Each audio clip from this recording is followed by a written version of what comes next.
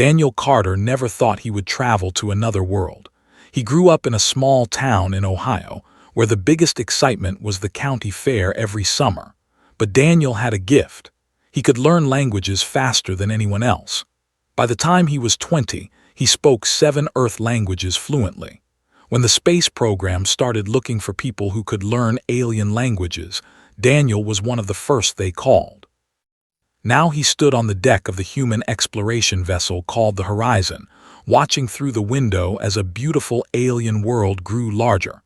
The planet was called Prime, and it was the home of the Empire. They were one of the oldest species in the galaxy. They had been traveling through space when humans were still living in caves. Captain Laura walked up beside him. She was a tall woman with short gray hair and sharp eyes that missed nothing. She had been leading space missions for 20 years, and Daniel respected her more than anyone else he knew. "Nervous?" she asked. Daniel nodded. "A little. This is the biggest diplomatic mission humanity has ever attempted." "You spent 3 years learning their language," Captain said. "You know it better than anyone. Just stay calm and remember your training." Daniel took a deep breath. The language was the hardest thing he had ever learned. It was not just about words. It was about tones and pitches and subtle shifts in sound that could change the meaning of everything. One small mistake could turn a compliment into an insult, or worse. The ship entered the atmosphere of Prime. Daniel watched as clouds parted to reveal a world unlike anything on Earth. The buildings were made of crystal that caught the light of 2 suns and scattered it into rainbows. Mountains of purple stone rose in the distance. Rivers of silver liquid wound through valleys of golden grass. It was the most beautiful thing Daniel had ever seen.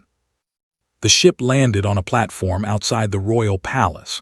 The palace itself was enormous, a structure of white crystal that seemed to glow from within. Guards stood at attention, their tall bodies covered in iridescent skin that shifted colors as they moved. They had 4 eyes each, 2 large ones in front and 2 smaller ones on the sides of their heads. Daniel walked down the ramp with the rest of the human delegation. There were 12 of them in total, including scientists, diplomats, and military officers. Daniel was the only linguist. They were led through long corridors filled with art and light. Daniel tried to take in everything, but there was too much to see. Statues of ancient heroes, paintings that seemed to move when you looked at them, plants that sang soft melodies as they passed. Finally, they entered the throne room.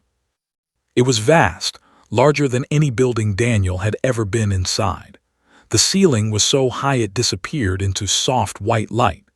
Hundreds of nobles stood on either side of a long walkway that led to a raised platform, and on that platform sat the royal family. Daniel's breath caught in his throat when he saw her.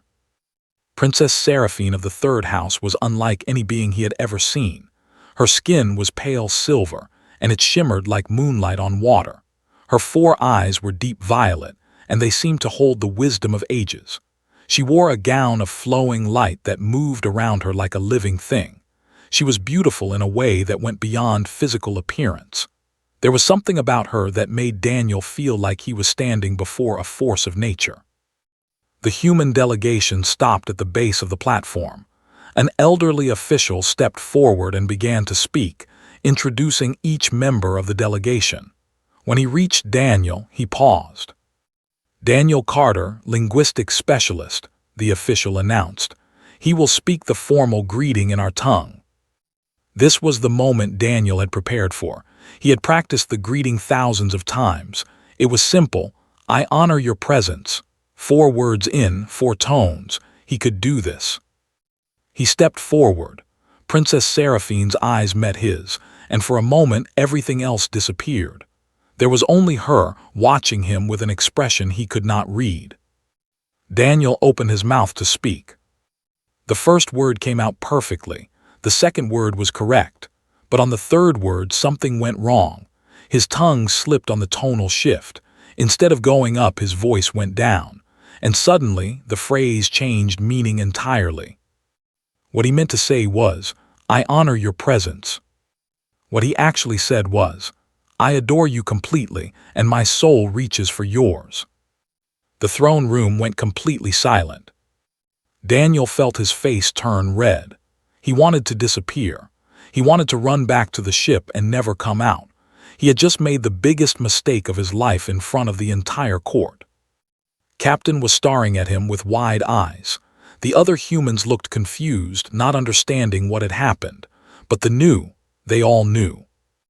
The guards tensed, their hands moving toward their weapons. The nobles whispered to each other in shocked voices. The elderly official looked like he might faint. Daniel tried to speak, to apologize, to explain that it was an accident, but no words came out. Then Princess Seraphine moved. She rose from her seat and walked down the steps of the platform. Her gown of light flowed behind her like a river. Her 4 eyes never left Daniel's face. She moved with grace that made every step look like dancing. The guards moved to stop her, but she raised one hand and they froze in place. She walked all the way down the long walkway until she stood directly in front of Daniel. She was taller than him by almost a foot, and she looked down at him with those ancient violet eyes. The entire room held its breath. Then Princess Seraphine spoke, not in her own language but in perfect English. Her voice was soft and musical, and it seemed to fill every corner of the vast room. "At last," she whispered, "I have waited for you." Daniel stared at her. He did not understand. He had made a terrible mistake. He had accidentally declared his love to an alien princess in front of her entire court. He should be arrested. He should be sent home in disgrace. But she was smiling at him, and there was something in her eyes that looked like joy. "What?" Daniel managed to say. It was the only word he could form. Princess Seraphine reached out and touched his face. Her fingers were cool and smooth, and where they touched his skin, he felt a strange warmth spread through him. "You do not understand yet," she said softly, "but you will. I have waited 2,000 years for this moment, for you." Daniel's mind was racing. 2,000 years. That was longer than most of human civilization. How could she have been waiting for him? Captain stepped forward. "Your Highness, there seems to be some misunderstanding. Lieutenant Carter made an error in pronunciation. He did not mean to say what he said." Princess Seraphine turned to look at the captain. Her expression was kind but firm. "There is no misunderstanding," she said. "There is no error. What has happened today was written in prophecy before your species learned to make fire. This human has spoken the words that were foretold, and now everything changes." She looked back at Daniel, and her smile grew wider. "Welcome to Prime, Daniel Carter. Your life will never be the same." Daniel wanted to say something, anything, but all he could do was stare at the alien princess who had apparently been waiting for him to mispronounce a greeting. His life, he realized, had just become very complicated. Daniel was not taken to a prison cell. He was taken to a beautiful room in the royal palace, with windows that looked out over the crystal city. The bed was soft, the furniture was elegant, and there was food waiting for him on a table made of polished stone. But Daniel could not eat. He could not sit down. He paced back and forth across the room, trying to understand what had happened. Captain came to see him an hour after they arrived. Her face was a mix of confusion and worry. "I have been talking to the officials," she said. "They will not tell me much. They say that you have invoked something ancient, something important." "I just messed up the greeting," Daniel said. "I made a mistake with the tones, that is all." "Apparently, it is much more than that." Captain sat down on one of the chairs. She looked tired. "The princess has requested to meet with you privately tonight. The court advisors were not happy about it, but she insisted." "What does she want?" "I do not know, but Daniel, be careful. We are guests here. We cannot afford to make enemies of the Empire." Daniel nodded. He understood the stakes. Humanity was new to the galactic community. They had only been traveling through space for 80 years. They had been doing it for over 100,000 years. If humans made enemies of them, it could mean disaster for Earth. Captain left and Daniel was alone again. He tried to sleep, but every time he closed his eyes, he saw the princess looking at him with those violet eyes. He heard her voice saying those strange words, "I have waited for you." When night came, a servant arrived to take him to the princess. Daniel followed the servant through corridors of crystal and light until they reached a small garden inside the palace. The garden was filled with plants that glowed softly in the darkness. A fountain made of silver metal played a gentle melody. Princess Seraphine was waiting for him. She stood beside the fountain, her gown of light now a soft blue color that matched the night sky. She looked even more beautiful in the darkness, like a star that had come down to walk among mortal beings. "Thank you for coming," she said. Her English was perfect without any accent. "I did not think I had a choice," Daniel replied. She smiled at that. "You always have a choice. That is one of the things I find interesting about humans. You always believe you have choices, even when others might say you do not." Daniel walked closer to her. "Your Highness, I need to understand what is happening. I made a mistake today. I said the wrong words. Why did you react the way you did?" Seraphine gestured to a bench near the fountain. "Sit with me. I will explain everything." They sat together, and for a moment the princess was quiet. She looked up at the stars visible through the glass ceiling of the garden. When she spoke, her voice was soft and distant. "My people have a gift," she said. "We can sometimes see the future, not clearly and not always, but sometimes we receive visions of things that will happen." "You can see the future." "In pieces, fragments, like looking at a broken mirror and trying to understand the full picture from the shards." She turned to look at him. 2,000 years ago, when I was young, I had a vision. It was the clearest vision I have ever experienced. I saw a being from a species that did not yet exist, a being with 2 eyes, not 4, 5 fingers on each hand, skin the color of yours. Daniel felt a chill run through him. "You saw me." "I saw someone, and I heard him speak the words you spoke today, the exact words in the exact tones at the exact moment. I saw the throne room. I saw the humans standing there in their strange clothes. I saw everything." "That is impossible," Daniel said. 2,000 years ago, humans were barely starting to build civilizations. How could you see something that would not happen for? "Time is not as simple as you think," Seraphine said. "The past, present, and future are connected in ways that most beings do not understand. My vision was real. I knew it was real. And so I waited." She stood up and walked to the fountain. From a hidden panel, she pulled out a small box made of ancient metal. She opened it and took out a piece of stone covered in writing. "This is the prophecy," she said. "It was carved on the night of my vision. Every word you see here is exactly what I saw and heard." Daniel took the stone. The writing was in old, but he could read it. His training had included the ancient forms of the language. The prophecy described a being from a young species, a species that lived on a world with one large moon and blue oceans, a species that communicated through sound and struggled with the tones of the language. The being would come to the throne room and speak words of adoration by accident, and this accident would begin a union that would change the galaxy. Daniel's hands were shaking. "This describes humans. This describes Earth. This describes exactly what happened today." "Yes," Seraphine said. "When humanity first made contact with the galaxy 60 years ago, I knew the time was coming. I began to learn your languages. I studied your history, your culture, your ways of thinking. I convinced my people to allow humans into the galactic community. I have been preparing for this day for 6 decades." "But why?" Daniel asked. "What is this union the prophecy talks about? What does it mean?" Seraphine took the stone back from him and placed it carefully in its box. "The prophecy does not explain everything. It shows moments, not meanings. But I believe it means that our peoples are destined to come together, and it starts with you and me." Daniel stood up. His heart was beating fast. "Your Highness, I am nobody. I am a linguist from a small town. I joined the space program because I like languages. There is nothing special about me." Seraphine walked toward him. She moved with such grace that she seemed to float. "That is exactly why it must be you," she said.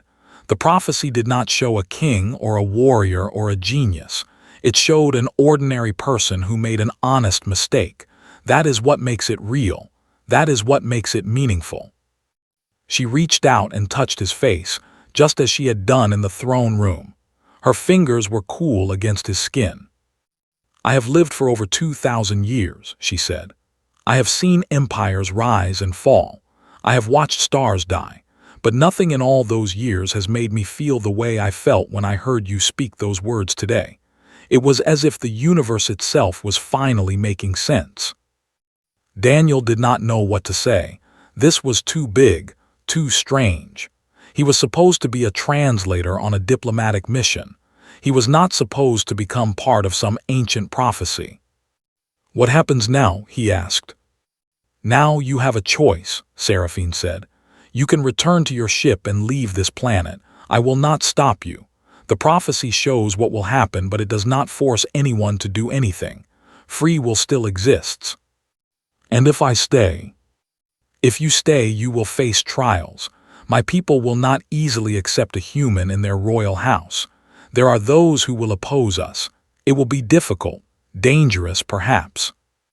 Daniel thought about his life on Earth, his small apartment, his quiet job, his ordinary existence. Then he thought about this alien princess who had waited 2,000 years for him. He thought about the stars and the wonders of the galaxy. "I am terrified," he admitted. Seraphine smiled. "Good. Fear means you understand how important this is. A fool would not be afraid." She took his hand in hers. Her grip was gentle but firm. "Will you stay, Daniel Carter? Will you see where this path leads?" Daniel looked into her 4 violet eyes. He saw wisdom there, and hope, and something that might have been the beginning of love. "Yes," he said, "I will stay." Seraphine's smile grew brighter, and for a moment she looked young despite her thousands of years. She looked happy. "Then let us begin," she said. "We have much work to do, and I suspect the galaxy will never be the same." Outside the garden, the 2 suns were beginning to rise, casting golden light over the crystal city. A new day was starting. And with it, a new chapter in the history of 2 species. The news of the prophecy spread through the court like fire through dry grass. Within days, everyone knew that the human linguist had spoken the ancient words, and that Princess Seraphine intended to honor the prophecy. Not everyone was happy about it. Elder Counselor was the most powerful noble outside the royal family. He had lived for over 5,000 years and controlled vast regions of the empire. For centuries, he had hoped to bring Princess Seraphine into his own house through marriage. The arrival of a human had destroyed those plans. 1 week after Daniel's arrival, called a meeting of the High Council. Daniel was brought before them, along with Princess Seraphine and Captain. The council chamber was circular, with seats rising in tiers around a central platform. 50 of the most powerful in the empire looked down at Daniel, with expressions ranging from curiosity to open hostility. Stood at the highest tier. He was tall even for a with skin that had darkened to deep purple with age. His 4 eyes burned with cold intelligence. "This human claims to fulfill the ancient prophecy," said, his voice filling the chamber. "But what proof do we have? Anyone can speak words. Anyone can make mistakes with our language. That does not make them the chosen one." Seraphine stepped forward. "The proof is in the prophecy itself. The description matches perfectly. The timing matches perfectly. The words match perfectly." "Coincidence," said. "Nothing more. I demand that this human prove his worth through the ancient trials. If he truly is the one the prophecy speaks of, he will survive. If not, he will fail, and we can put this foolishness behind us." A murmur went through the council. The ancient trials had not been used in thousands of years. They were dangerous tests designed to measure the very core of a being. Captain stepped forward. "This is unacceptable. Lieutenant Carter is a member of my crew, not a contestant in some alien ritual. He is a diplomat, not a warrior." "Then he will fail," said simply, "and we will know the truth." Seraphine turned to Daniel. Her eyes were worried, but there was also a question in them. She would not force him to do this. Daniel thought about what she had told him in the garden. He thought about the prophecy and the choice he had made to stay. He thought about humanity and how they were viewed by the rest of the galaxy. Young, weak, primitive. If he refused the trials, he would prove them right. "I will do it," Daniel said. The council fell silent, even looked surprised. "Daniel, no," Captain said. "You do not have to do this."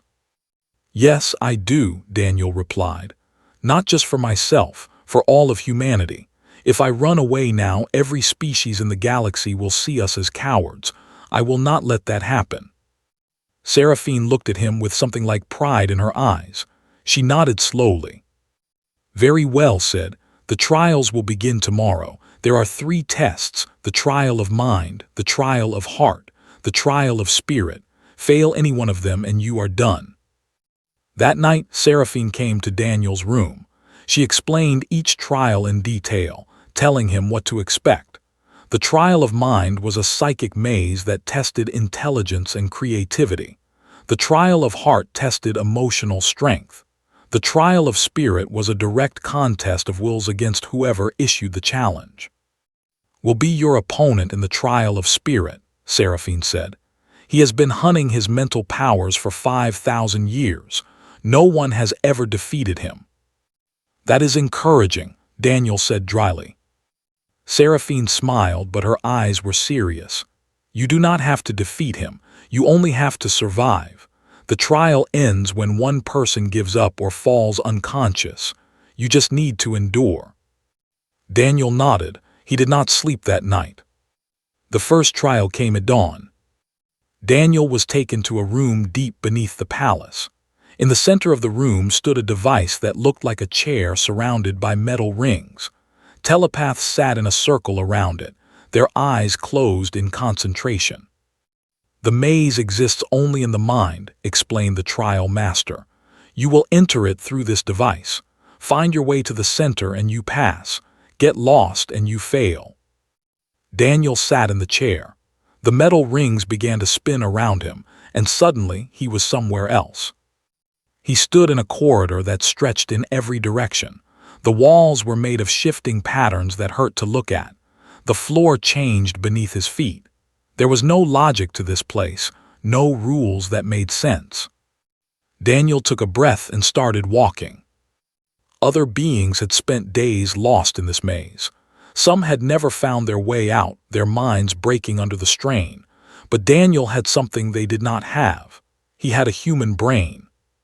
Human minds were not the strongest in the galaxy.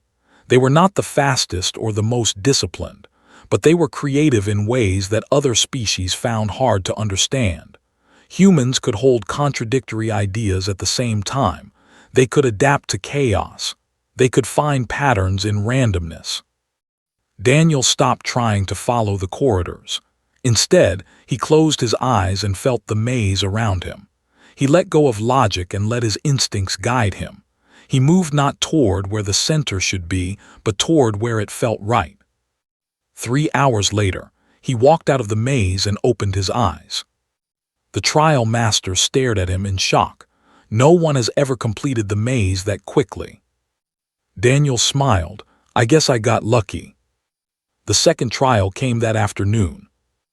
Daniel was placed in a different chair, and this time the telepath sent images directly into his mind. Horrible images, Earth burning, his family dying, everyone he loved screaming in pain. Then they showed him Seraphine betraying him, laughing at him, saying she had never cared about him at all. The emotions hit Daniel like physical blows: grief, rage, despair. They washed over him in waves, trying to drown him. Other beings had crumbled under this assault. They had screamed or cried or tried to fight the images, but Daniel did something different. He accepted them. Humans knew pain, they knew loss. Their short lives meant that death was always close. Daniel had lost his father to illness when he was young. He had lost friends. He had experienced heartbreak.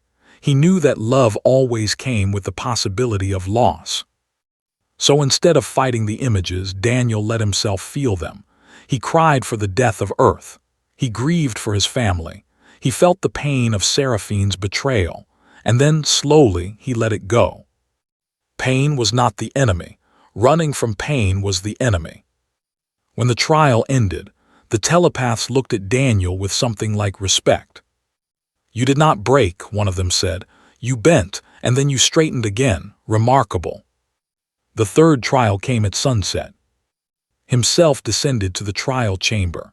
He was massive up close, towering over Daniel like a mountain. His 4 eyes glowed with power. "This is where it ends," human said. "I have crushed minds far stronger than yours." "Maybe," Daniel said, "but you have never faced a human before." The trial began. Swil hit Daniel like a wall. It was ancient and powerful, built up over thousands of years. It pressed against Daniel's mind, trying to force him to submit. Daniel felt himself starting to break. He was not strong enough. He could not win this. But he did not have to win. He only had to endure. Daniel thought about his home, his mother making breakfast, his friends laughing at jokes, the feeling of grass under his feet. He held onto these simple human memories like anchors. And then, instead of fighting's power, Daniel opened his mind. He showed what it meant to be human. He showed him the wars humanity had fought and the peace they had made. He showed him art and music and love and hate. He showed him a species that had clawed its way from caves to stars in a few thousand years. Recoiled. "What are you?" the ancient whispered. "I am human," Daniel said. "I am young and weak and afraid, but I never stop trying. None of us do. That is who we are." Stared at him for a long moment. Then slowly his power. "The trial is over," announced. "The human has passed." The council chamber erupted in whispers. No one had expected this. Seraphine ran to Daniel and caught him as his legs gave out. He was exhausted, drained in ways he had never felt before. But he had done it. "You were amazing," Seraphine whispered. Daniel managed a weak smile. "I just did not give up. That is the one thing humans are good at." That night, the High Council formally recognized Daniel as worthy of standing beside Princess Seraphine. Did not challenge the decision. Humanity had proven itself. And Daniel Carter, the linguist from Ohio, had become something more than he ever imagined he could be. The wedding was the largest event the Empire had seen in 1,000 years. Ships came from across the galaxy to witness it. Diplomats from dozens of species filled the palace. News reporters broadcast every moment to billions of viewers on hundreds of worlds. Daniel Carter, the linguist from Ohio, was about to marry an alien princess. The ceremony took place in the great plaza outside the palace, under the light of the twin suns. Thousands of citizens gathered to watch. Human ships orbited above, their crews watching on screens. Daniel wore a suit of white fabric that they had made for him. It was simple but elegant, designed to honor both human and traditions. Seraphine wore a gown of pure light that shifted through every color of the rainbow. When they spoke their vows, Daniel said them in both English and. He had practiced for weeks to get the tones perfect. This time, there were no mistakes. Seraphine placed her hands on his face and Daniel felt a warmth spread through his body. The marriage bond was more than words. It was a connection of minds, a linking of souls. For a moment, Daniel felt everything Seraphine felt. Her joy, her hope, her love. It was overwhelming and beautiful. "With this bond we are one," Seraphine said, "now and forever." The crowd cheered, humans and celebrating together for the first time in history. Captain stood among the human delegation, smiling despite herself. She had been worried about this mission. Now she was witnessing something historic. The celebration lasted for 3 days. There was food and music and dancing. Daniel met hundreds of beings from species he had never heard of. Everyone wanted to see the human who had won the heart of a princess. But while everyone celebrated, danger was approaching. The Dominion was an empire that ruled the far edge of the galaxy. They were a violent species, conquering world after world to expand their territory. For centuries, they had wanted thee and their precognitive abilities. A seer could predict enemy movements in battle. They could see threats before they arrived. That power would make thee unstoppable. They had been waiting for a moment of weakness. The royal wedding, with its open celebrations and distracted guards, was exactly what they needed. On the 3rd day of celebration, the sky over Prime turned dark. Warships emerged from hidden space, dozens of them blocking out the light of the twin suns. They were massive vessels, covered in weapons and armor. They had been hiding in a nearby asteroid field, waiting for this moment. Alarms rang through the palace. The celebration turned to chaos as people ran for cover. Daniel grabbed Seraphine's hand. "What is happening?" She said, her voice tight with fear. "They have come for us." The fleet mobilized, but they were not prepared for a battle. Most of their warships were away from the home world, providing security for visiting diplomats. The few ships that remained were outnumbered 5-1. Captain reached Daniel through his communicator. "The Horizon is not a warship," she said. "We cannot fight them. We need to evacuate." "We cannot leave," Daniel said. "If they capture Seraphine, they will use her abilities to conquer the galaxy." "Then what do we do?" Daniel looked at his wife. Her 4 eyes were scanning the sky, watching the ships descend. She was afraid, but she was not giving up. "Call for help," Daniel said. "Contact Earth. Tell them what is happening." "Earth is weeks away at normal speed," said. "Even our fastest ships cannot get here in time." "Try anyway. Tell them they need us. Tell them to do whatever it takes." Nodded and ran to the ship. They began their attack. Energy weapons rained down on the city, destroying buildings and killing anyone too slow to find cover. The guards fought back, but they were overwhelmed. Daniel and Seraphine were rushed to a secure bunker beneath the palace. From there, they watched on screens as the battle unfolded. The flagship sent a message. "Surrender the princess and the human. Do this and we will spare your world. Refuse and we will burn everything." The High Council gathered in the bunker. Some argued for surrender. Others wanted to fight to the end. Despite his earlier opposition to Daniel, stood firm. "We do not surrender our people to conquerors," the ancient counselor said. "We fight." The battle continued for hours. The fleet fought bravely, but ship after ship was destroyed. They advanced, their forces landing on the planet's surface. Then something happened. A flash of light appeared in the sky, then another, and another. 47 human warships emerged from emergency jump points, their hulls still glowing from the stress of faster-than-light travel. They had pushed their engines beyond all safe limits. They had risked destruction to answer the call. Commander of the Earth's Defiance opened communications with the fleet. His voice was calm but hard. "This is Commander of the United Earth Fleet. You have attacked our allies and threatened our citizens. You have one chance to withdraw. Take it." The commander laughed. "Humans, you send humans to stop us. Your species is barely out of infancy. Your ships are toys compared to ours. Leave now and we might let you live." Smiled grimly. "We were hoping you would say that." The human fleet attacked. What happened next would be studied in military academies across the galaxy for centuries. The human ships were smaller and less powerful than the vessels, but they fought with a ferocity that no one had ever seen. Human pilots dove directly into enemy fire to protect ships. They used tactics that were reckless, even suicidal, but devastatingly effective. They rammed damaged ships into cruisers. They overloaded their own engines to create explosions that took out multiple enemies. They did not understand. No species fought like this. No species was willing to sacrifice so much.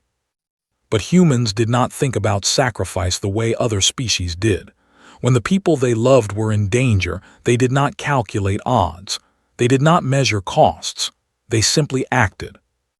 Daniel watched from the bunker as a human ship called the Liberty Star flew directly into the weapons array of a battleship. The pilot knew he would not survive.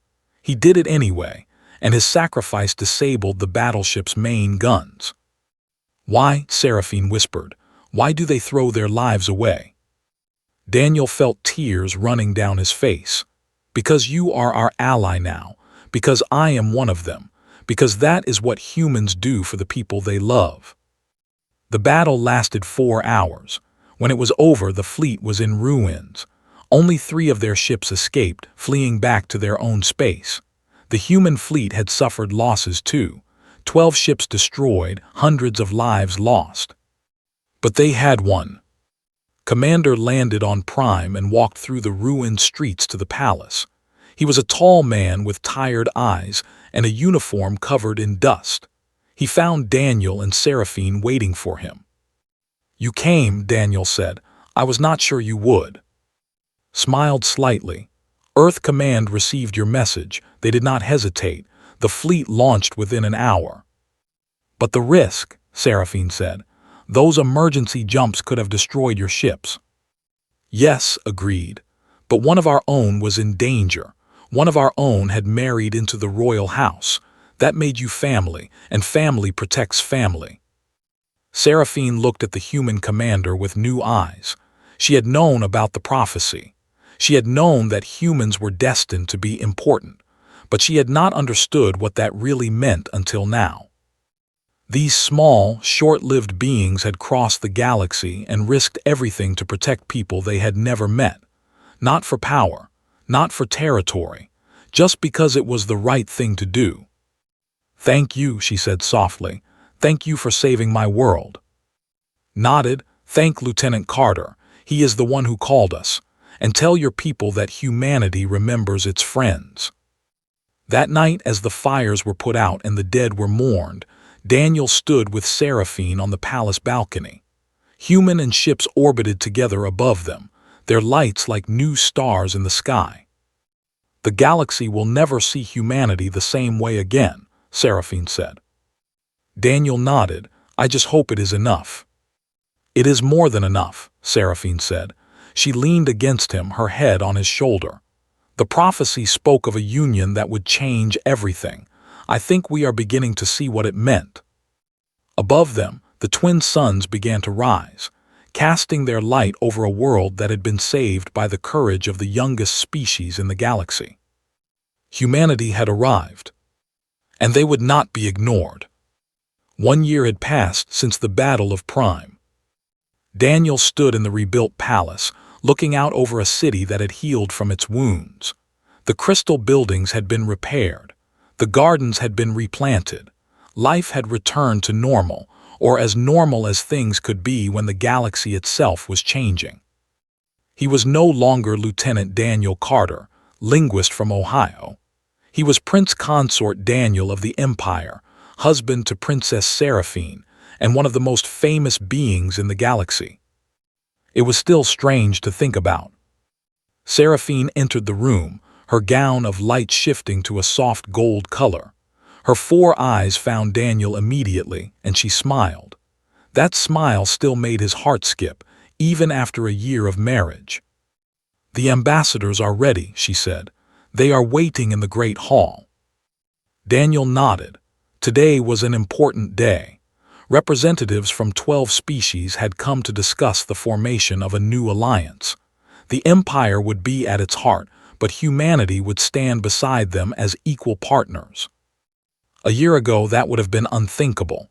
Humans were too young, too primitive, too weak. Now everything was different. The Battle of Prime had been watched by every species in the galaxy.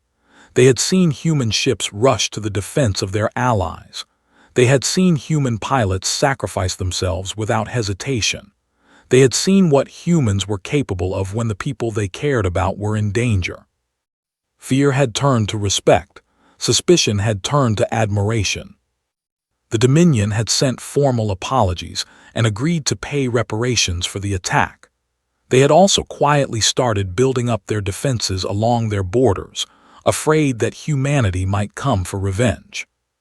They did not understand humans yet. Revenge was not what drove them. Protection was, love was, family was. Daniel and Seraphine walked together to the Great Hall. The ambassadors rose as they entered.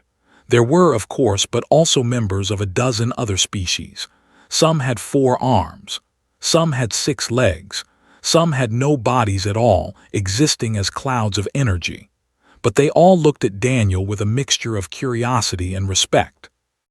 Elder Counselor was there as well. His relationship with Daniel had changed since the trials. He still did not fully understand humans, but he respected them now. After the battle, he had been the first to propose that humanity be elevated to full partnership status in the galactic community. "Welcome, friends," Seraphine said, her voice carrying through the hall. "We have gathered to discuss the future, a future where our peoples work together, a future where no world stands alone against aggression, a future built on the bonds between us." Daniel stepped forward to speak. Public speaking had never been his strength, but he had learned. A year of royal duties had taught him how to address crowds. "When I came to this world, I was a translator," he said. "I just wanted to help my people communicate with other species. I never expected to become part of a prophecy. I never expected to fall in love with a princess. I never expected my species to prove itself in battle." He paused, looking around at the gathered ambassadors. "But that is the thing about humans. We never expect the challenges that come our way. We just face them. We fall down and we get back up. We lose and we try again. We are young. We are small. We make mistakes, but we never ever give up." The ambassadors listened in silence. "The galaxy has been watching us," Daniel continued. "For 80 years you have wondered what kind of species we are. I hope that now you have your answer. We are loyal. We are brave. We are willing to sacrifice everything for the people we love. And if you stand with us, we will stand with you, no matter what." When he finished, the hall remained silent for a long moment, then stood. "I have lived for over 5,000 years, the ancient said. "I have seen species rise and fall. I have watched empires crumble to dust. I thought I knew everything there was to know about the galaxy." He looked at Daniel with those 4 ancient eyes.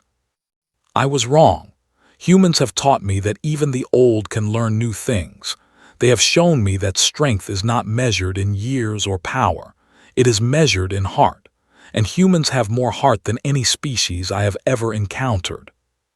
Bowed his head slightly. "I support the alliance. May it bring prosperity to all our peoples." One by one, the other ambassadors voiced their support. By the end of the day, the alliance of free worlds was born. 12 species, united in common purpose. That evening, Daniel and Seraphine walked through the palace gardens. The twin suns were setting, painting the sky in shades of orange and purple. It was peaceful, quiet. "The prophecy has been fulfilled," Seraphine said.